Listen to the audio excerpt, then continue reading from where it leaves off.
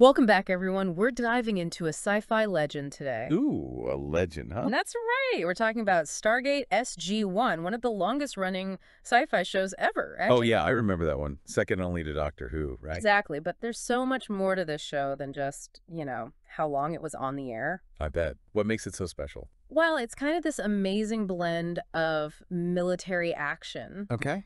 ancient myths, Interesting. and these like mind-blowing intergalactic adventures, That sounds epic. all grounded in a really relatable human story. So, how did it redefine TV sci-fi? Why does it still matter today? Great question. So picture this. It's 1997. Okay. Titanic is dominating the box office. Big year for movies. DVDs were like the cutting edge technology. Tour of the day. And Stargate SG-1 expands on that 1994 film. Right, right. It debuts on Showtime and then finds its real home and its cult following on the Sci-Fi Channel. Makes sense. So tell me more about what set it apart. Well, MGM took a big gamble and gave it a huge budget, Huge for TV, you mean? especially for sci-fi back then. The pilot episode, Children of the Gods, felt almost like a movie. Really? And get this, they wove in all this ancient lore. Oh. Like what kind of lore? Egyptian, Norse, you name it. It was all tied into these alien civilizations. I'm intrigued. Tell me about these characters. Oh, the characters. Each one was so unique. Give me the highlights. Well, you had Richard Dean Anderson as Colonel Jack O'Neill. He was charismatic, witty. I can see it. Then there was Michael Shanks as Daniel Jackson. He was brilliant, like James Spader in the film. Interesting comparison. And Amanda Tapping as Samantha Carter. She was a groundbreaking female lead in sci-fi. I love that. Strong female characters are so important. And Christopher Judge as Teal X, the Jaffa warrior who defected to join SG-1. Okay, so we have this awesome team, right? The best. And the acting was incredible. Oh, yeah. Anyone to say that to you? Amanda Tapping as Carter was fantastic. She was so relatable and brilliant. Yeah. She could balance the science stuff with the action so well. And Richard Dean Anderson's humor kept things light. Even in the middle of galactic crises, huh? Exactly. But let's not forget the villains. The Goa'ulds were incredible. The Goa'uld. Who are they? These parasitic beings who pretended to be gods. Oh, wow. They would enslave entire civilizations. It's where those ancient myths really came into play. Clever. But was it all just action and adventure? Oh, no. There was so much more to it. The show tackled some really thought-provoking themes. Like what? The ethics of interfering with other cultures, Mm-hmm. the bonds of loyalty, Oh, I like that. and the true cost of exploration. Sounds deep. Any specific episodes come to mind? Abyss and Heroes really showcase the emotional depth of the series. Okay, I'll have to check those out. Yeah. So the show ran for a long time, right? 10 seasons. It was basically binge watching before binge watching was even a thing. How so? They mixed episodic adventures with these big overarching storylines. Perfect for today's viewers, then. Yeah. But how has the show aged? Is it still relevant? It's aged remarkably well, actually. You can see its influence in modern sci-fi, like The Expanse and even The Mandalorian. Wow. That's saying something. And the fandom is still going strong. Really? Conventions, fan sites, everyone's hoping for a reboot or a sequel. I can see why. They tapped into something special with that show. And you know what's really interesting? Stargate SG-1 was way ahead of its time when it came to certain ideas. Like what? Like interstellar politics and diplomacy, stuff that's even more relevant in our world today. That's fascinating. It makes you think about how science fiction can reflect our own reality, right? Absolutely. Stargate SG-1 was more than just a show. It was this groundbreaking mix of action, mythology, and heart. And it still has the power to inspire and entertain. I'm definitely adding it to my watch list. You should. I have a question for you, though. If you could step through the Stargate, what world would you explore? And what challenges do you think you'd face? That's a great question. I'll have to think about that one.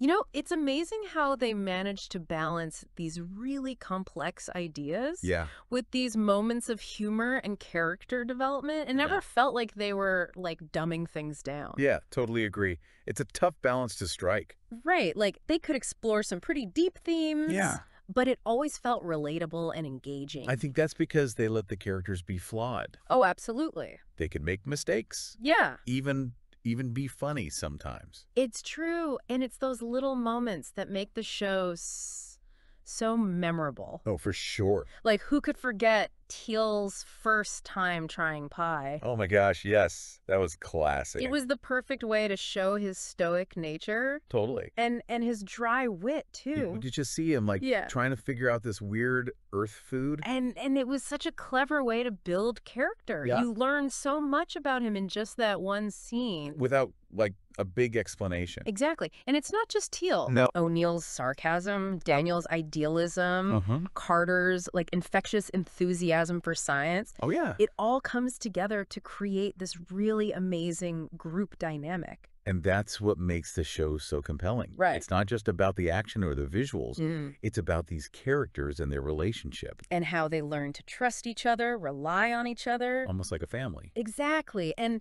that sense of family, it goes beyond SG-1. Oh, how so? You see it with General Hammond, with Bratak, Yeah. even with some of the villains they encounter. That's interesting. So even the villains had depth. Oh, yeah. They weren't just one-dimensional bad guys. I like that. They had motivations, Mhm. complexities. Mhm. Sometimes you even found yourself sympathizing with them a little. Really?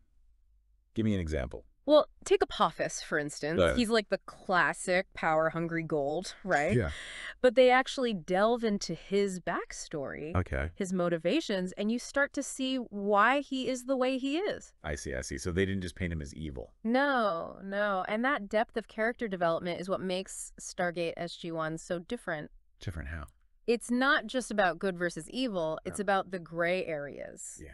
the moral dilemmas, Mhm. the tough choices characters have to make. And those choices have consequences, right? Absolutely. They show how these missions affect the characters, both physically and emotionally. That's powerful. Any episodes that really show that? Oh, definitely. One that comes to mind is Window of Opportunity. Okay. It's a time loop episode, but it's so much more than that. What do you mean? O'Neill and Teal'c are stuck reliving the same day. Over and over. Over and over, yeah. And it starts to really get to them. I bet. O'Neill starts losing hope. Yeah. But Teal'c, he's determined to find a way out. Wow, that's intense. So what happens? Well, it's in those moments of despair, that you Wow. see how strong their bond really is. Mm-hmm. They need each other to survive, not just physically, Yeah. but emotionally, too. It's like they keep each other grounded. Exactly. And it's funny, too. Right. You have O'Neill learning piano, perfecting his golf swing. Well, stuck in a time loop. Yeah.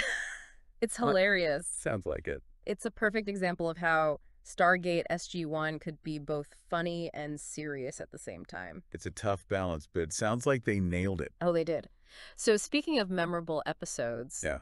we can't forget about Abyss. Abyss. That's the one where O'Neill is captured by Ball, right? Oh, right. Isn't he tortured? Yeah. It's a pretty intense episode. Yeah, but It really shows the dark side of, like, the Stargate program, Hmm. the risks these characters take every time they go through that gate. And Richard Dean Anderson, he's amazing in that episode, right? Oh, he's phenomenal. You Yeah. really feel the weight of O'Neill's trauma. Like the psychological scars. Yeah, and it's a reminder that even though Stargate SG-1 can be lighthearted, Uh-huh. it's not afraid to go to some dark places. And I bet those darker moments make the lighter ones even more powerful. Oh, definitely. They remind you that these characters, Yeah. they aren't invincible. Right? They're human. With real emotions. Yeah, real vulnerabilities. Yeah. And it's that humanity that makes Stargate SG-1 so special. So special, how? It's not just about spaceships and aliens. No. It's about us. Wow. What it means to be human I see. in a universe that's full of, like, wonders and dangers. It's about exploring what it means to be human. Yeah, exactly.